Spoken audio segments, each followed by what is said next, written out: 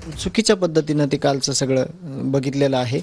एकदम CCTV footage वगैरे आहेत ते एकदम खात्रीलायक सगळा या घटनेचा पुरावा आहे आणि CID SIT कडे हा पुरावा सादर झालेला आहे, त्यांनी केलेला आहे. तर मला देशमुख कुटुंबियाला त्यांनी उत्तर दिलं पाहिजे प्रशासनाने की कृष्णा आंधळे हा फरार आहे 2 वर्षापासून आणि तो त्या CCTV मध्ये आहे. मग तो CCTV मध्ये आहे, अत्यंत चुकीचा प्रकार आहे तो. तर त्याचं उत्तर आम्हाला पाहिजे की तो फक्त कागदोपत्री फरार असताना पोलीस प्रशासनातील लोकांसोबत त्या ऑफिस कसं काय बसू शकतो?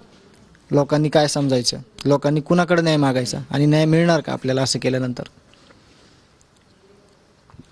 वाल्मिक कराड जे आरोपी आहेत त्यांना 14 दिवसाची न्यायालयीन कोठडी आज कोर्टानं सुनावली. झाली का आज सुनावणी? तो आता न्यायालयीन प्रक्रियेचा भाग आहे. आमची जी भूमिका आहे न्यायाची, न्याय मिळण्यासाठी आम्ही जे न्यायालयाला किंवा जे प्रशासनातील सगळ्या लोकांना जे आम्ही म्हणतोय आम्हाला न्याय पाहिजे, त्यासाठी त्यांनी ठोस पावलं उचललेली आहेत आणि ती याच्यामध्ये कुठं कमकुवत पडू नये हीच आमची कायम विनंती असेल. आपण ज्या पद्धतीने बघतो सुरुवातीला वाल्मिक कराड यांच्यावर जे आहे ते खंडणीचा गुन्हा दाखल होता, नंतर SITनं CIDनं तपास केला आणि हत्येच्या गुन्ह्यात त्यांचं नाव नोंदवण्यात आलं. आता का वाटतं का वाल्मिक कराड पूर्णपणे हत्येच्या गुन्ह्यात आले?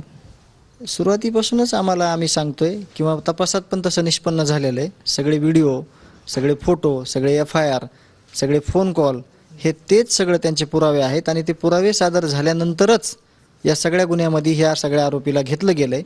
पण विनंती अशी आहे की अजून तपास खूप मोठ्या प्रमाणात शिल्लक राहिलेला आहे. याच्यामध्ये किती साखळी आहे सगळी, ह्याच्यामध्ये कोण कोण सहभागी आहे, बऱ्याचशा गोष्टी मला आत्ता बोलणार नाही मी आत्ता.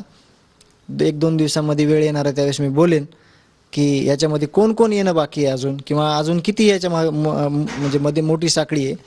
याचा तपास या 2 दिवसामध्ये केला पाहिजे आणि त्यांना तपासासाठी हजर केलं पाहिजे ज्या लोकांनी सगळ्या मदती केलेल्या आहेत. जसं की मी बालाजी तांदळे 3 ठिकाणी 4 ठिकाणी मी सांगतोय, माझ्याकडे त्याचे प्रूफ आहेत.